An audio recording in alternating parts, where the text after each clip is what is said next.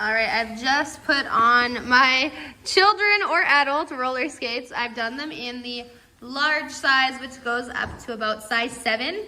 I'm normally about a 7.5. So with roller skates, overall, they usually fit a little bit larger. That's just generally how it works with roller skates. But these are really cool because you have a button. Sorry, it's hard to see on that side. You have a button over here, which you can push if you want to make these bigger or smaller. It's kind of hard to show when they're on. But a great beginner pair of skates. The wheels light up. That is super fun.